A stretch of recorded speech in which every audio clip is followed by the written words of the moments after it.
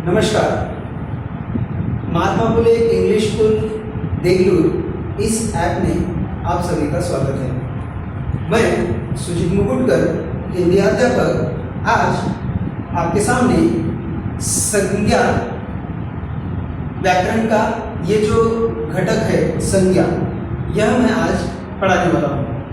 कल की वीडियो में हमने संज्ञा के दो प्रकार देखे थे। दो प्रकार, एक व्यक्तिवाचक और दूसरा जातिवाचक। आज हम तीसरा प्रकार यहाँ पर देखने वाले हैं। उस तीसरे प्रकार का नाम भाववाचक संज्ञा। क्या है? भाववाचक संज्ञा।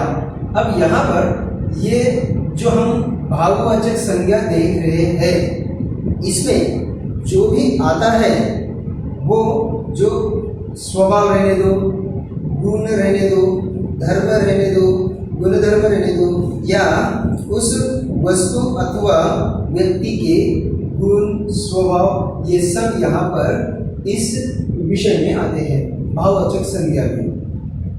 किसी एक व्यक्तिवाचक विशेष के गुण, चाहे उसमें अब अलग अलग अगर हम देखेंगे तो उसके उदाहरण अगर देखेंगे तो बुढ़ापा ये हो सकता है संज्ञा। बुढ़ापा ये संज्ञा हो सकता है। अब जब बुढ़ापा ये शब्द आता है तो वो बुढ़ापा कहाँ जाएगा? तो वो भाववाचक संज्ञा में जाएगा। इसकी सबसे पहले हम परिभाषा देखेंगे। इसकी परिभाषा क्या होती है वो देखो और लिख लो। जिस संज्ञा से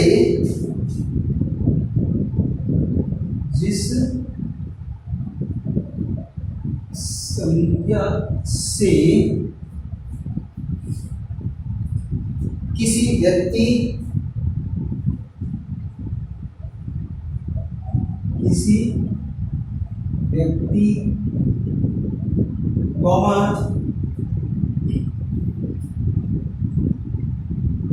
वस्तु अथवा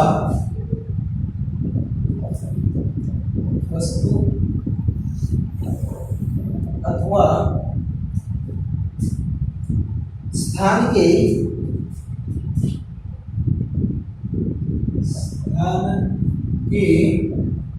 गुण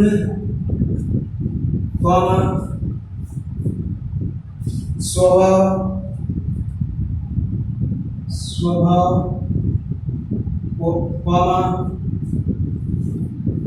धर्म का बोध होता है। धर्म का बोध होता है। धर्म का बोध होता है, उसे भाववाचक संज्ञा कहते हैं। उसे भाववाचक संज्ञा कहते हैं। यह है इसकी परिभाषा। हम क्या करेंगे? इसकी ये क्या होती है? परिभाषा, डेफिनेशन या व्याख्या। तो ये जो डेफिनेशन है, डेफिनेशन अगर हम अच्छी तरह से देखेंगे या अच्छी तरह से समझेंगे तो भाववाचक संज्ञा हमें समझ में आएगी। क्या कहती है परिभाषा वो और एक बार सुनो। जिस संज्ञा से किसी व्यक्ति, वस्तु अथवा स्थान की, इसके बारे में चाहे कौन सा व्यक्ति हो, चाहे कौन सी वस्तु हो, या चाहे कौन सा स्थान या जगह हो, उसके बारे में गुण, उस व्यक्ति का गुण है, चाहे उस व्यक्ति का स्वभाव है, चाहे धर्म है, ये आदि बातों का बोध कराने वाले जो शब्द होते हैं वो शब्द हमें भाववाचक संज्ञा कहते हैं। वो शब्दों को हम क्या कहते हैं? भाववाचक संज्ञा। अब जैसे उदाहरण के तौर पर अगर देखेंगे तो क्या होता है, देखो। जैसे एक वाक्य यहाँ पर देता हूँ और उसमें से हम पहले एक एक शब्द देखेंगे और फिर उसके बारे में उसका वाक्य भी देखेंगे। शब्द देखो, भाववाचक संज्ञा के जो शब्द होते हैं उसमें क्या है? एक दीर्घता, वीरता ये शब्द है, इसके बाद स्वाद है, उसके बाद बुढ़ापा है, बुढ़ापा, क्रोध आदि इत्यादि शब्द। ये जो शब्द है ये हमें क्या बताते हैं? अब वीरता, वीरता ये किसी का गुण होता है, या स्वाद, बुढ़ापा, क्रोध ये किसी के स्वभाव है, स्वभाव में आ सकते हैं। तो ये शब्द ये वाक्य में जहां कहीं भी आते हैं तो वो हमें क्या कहलाते हैं? वो भाववाचक संज्ञा कहलाते हैं। अब एक वाक्य के तौर पर देखेंगे हम, रानी लक्ष्मीबाई की वीरता, रानी लक्ष्मीबाई की वीरता, वीरता जग प्रसिद्ध है।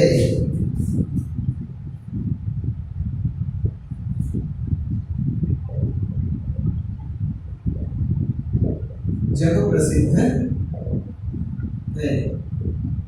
ये वाक्य परीक्षा में हमें ऐसा एक वाक्य दिया जाएगा और एक जो शब्द होता है उस शब्द को अधोरेखांकित किया जाएगा। अधोरेखांकित मतलब ऐसी जो अंडरलाइन करना, एक शब्द जिसके नीचे अधोरेखांकित होता है और प्रश्न पूछा जाता है कि दिए गए वाक्य में संज्ञा का भेद पहचानो।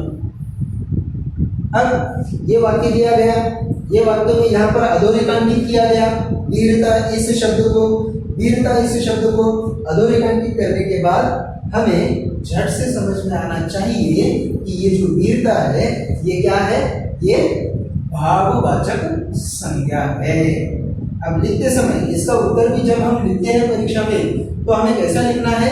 यहाँ पर उत्तर लिखते समय यहाँ पर ये वीरता शब्द लिखना है, वीरता शब्द लिखकर डैश देकर इसके सामने इसका नाम, वो कौन सा है? भाववाचक संज्ञा। ऐसा अगर लिखेंगे तो उसको हमें एक अंक के लिए ये प्रश्न पूछा जाता है। या दूसरा भी एक तरीका है। दूसरा तरीका कौन सा है? समझो वीरता ये शब्द दिया गया, सिर्फ वीरता शब्द देने के बाद इसको वाक्य में रूपांतर करना है। वाक्य में रूपांतर करने के बाद जब हम वीरता ये शब्द लेते हैं तो वीरता शब्द हमें उस वाक्य में भाववाचक संज्ञा के तौर पर ही चाहिए। ये बात थोड़ा ध्यान में रखना। वो जो वीरता शब्द को किस लिए चाहिए? इसमें चाहिए ये हमें वीरता शब्द भाववाचक संज्ञा में ही चाहिए। तो ये छोटी छोटी बातें ऐसे हमें ध्यान में रखना है। आया समझ में? ठीक है, तो ये भाववाचक संज्ञा हो गया। अब इसके बाद दूसरा अगर प्रकार हम इसके देखेंगे तो वो है द्रव्यवाचक संज्ञा। दूसरा प्रकार, दूसरा मतलब चौथा प्रकार, वो कौन सा है? द्रव्यवाचक संज्ञा। वो भी उसकी भी परिभाषा वो सब यहाँ पर देखेंगे। ऐसा ही उसमें एक उदाहरण देखेंगे, उसके भी ऐसे ही शब्द देखेंगे क्या होते हैं। तो देखो चौथा प्रकार द्रव्यवाचक संज्ञा।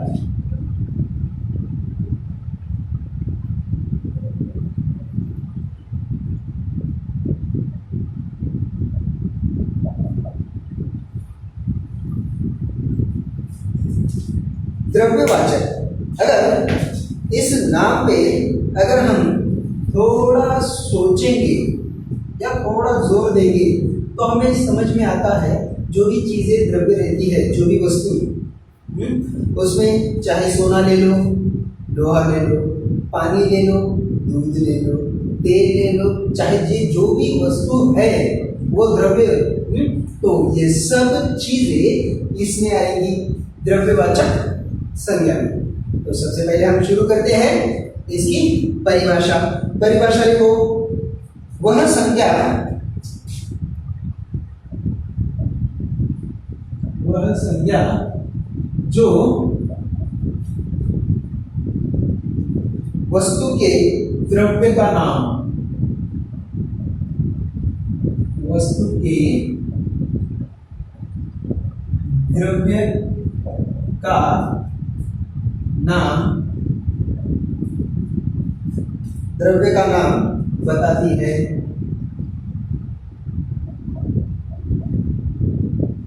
द्रव्य का नाम बताती है, वह द्रव्यवाचक संज्ञा कहलाती है। वह द्रव्यवाचक संज्ञा कहलाती है।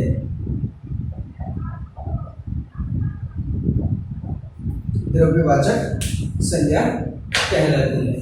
तो ये हो गई इसकी परिभाषा। परिभाषा थोड़ा ध्यान से देखेंगे, क्या बताया देखो, वह संज्ञा जो वस्तु के द्रव्य का नाम बताती है, वस्तु के द्रव्य का नाम बताती है, तो वह द्रव्यवाचक संज्ञा कहलाती है। उदाहरण देखेंगे, बहुत आसान है, ज्यादा ऐसा मुश्किल नहीं है। उदाहरण जैसे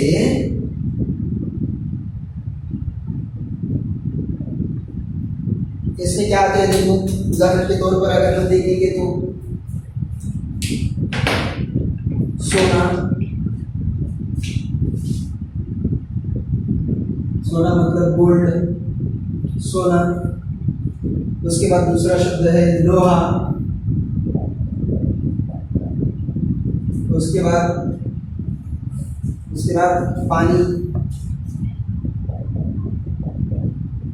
उसके बाद अगर देखेंगे दूध, तेल आदि, ये बहुत सारी चीजें द्रव्यवाचक में जाती हैं। तो ये बात याद रखो, आदि है, इत्यादि इत्यादि। अब ये इसके उदाहरण कहलाएंगे, सोना, लोहा, पानी, दूध आदि। अब अगर वाक्य में अगर देखेंगे, दिए गए वाक्य में से हमें द्रव्यवाचक संज्ञा पहचाननी है। एक वाक्य यहाँ पर दूंगा, वो देखो कैसा है, मेरे पास सोने की घड़ी है। मेरे पास सोने की घड़ी है। यहां पर दिए गए वाक्य में द्रव्यवाचक संज्ञा पहचानो, ऐसा अगर आया, एक वाक्य ऐसा दिया जाता है और इस वाक्य में हमें क्या पहचाननी है, द्रव्यवाचक संज्ञा। तो पहचानते समय क्या करना है, जो भी द्रव्यवाचक संज्ञा है उसको अधोरेखांकित करो। ये ऐसे अधोरेखांकित हो गया, सोना। यहाँ पर सोने की घड़ी, यहाँ पर उत्तर लिखते समय क्या कहेंगे, सोना। ये क्या है, द्रव्यवाचक संज्ञा, ऐसा। ये आता है द्रव्यवाचक संज्ञा, ऐसा हमें लिखना है। अगर ये हुआ हमारा चौथा प्रकार। अब इसके बाद सबसे लास्ट या आखिरी, सबसे आखिरी जो होगा वो कौन सा है, समूहवाचक संज्ञा। ये होगा। अभी उसके बाद पांचवा लिखना है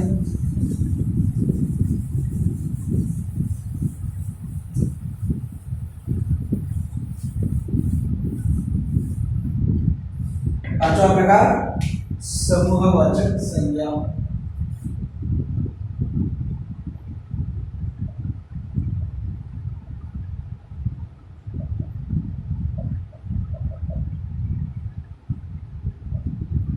समूहवाचक,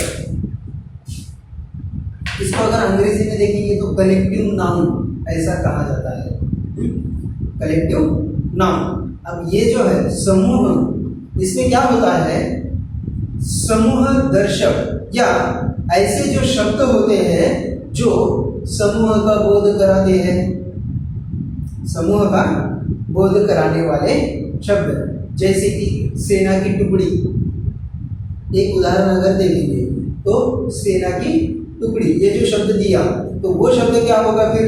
सेना की टुकड़ी। उस टुकड़ी में बहुत सारे लोग आते हैं, उस टुकड़ी में बहुत सारे लोग आते हैं, तो वो होता है इसमें सेना की टुकड़ी जब आता है तो वो किस में जाएगा? समूहवाचक संज्ञा में। पुष्प या पुष्पों का गुच्छ, चाबियों का गुच्छ, या ऐसे अलग अलग प्रकार यहाँ पर हम देखे जाते हैं।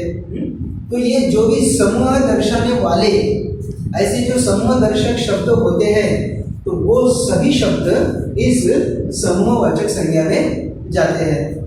तो सबसे पहले हम इसकी परिभाषा देखेंगे। परिभाषा लिख लो। वह संज्ञा शब्द, वह संज्ञा शब्द जो समूह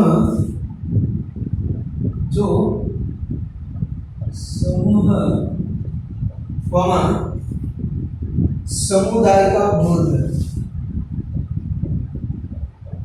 समुदाय का बोध, समुदाय का बोध कराते हैं,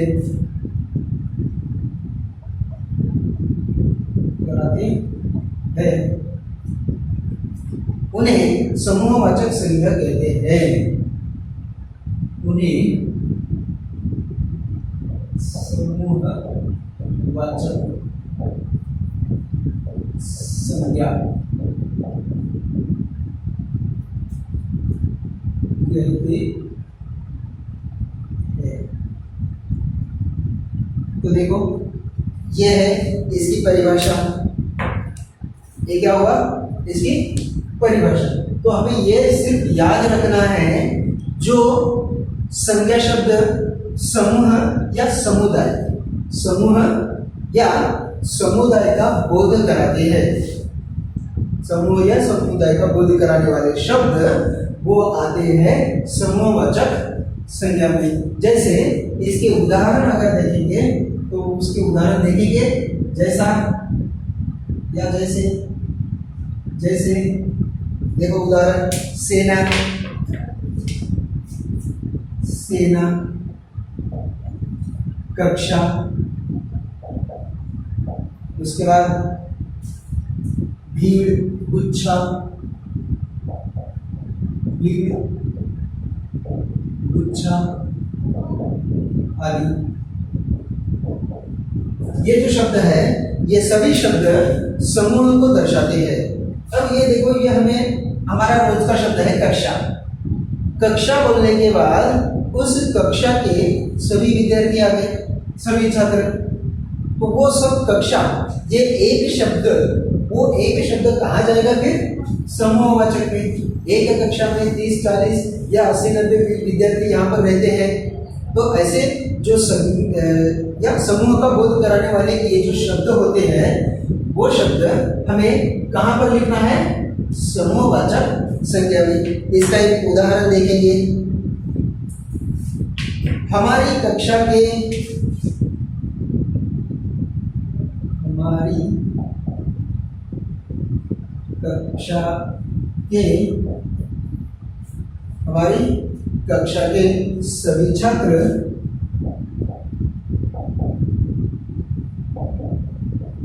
होशियार है।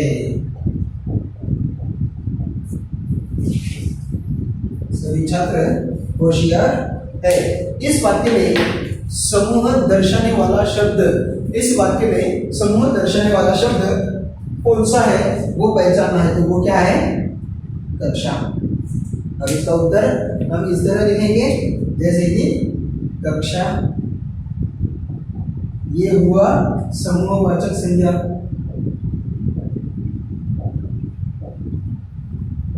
समूहवाचक संज्ञा। तो इस तरह का हमारे ये जो संज्ञा के 5 भेद हैं ये यहाँ पर समाप्त हुए। अगर इसके 5 भेद संज्ञा और संज्ञा के 5 भेदों के नाम यहाँ पर मैं बताऊंगा।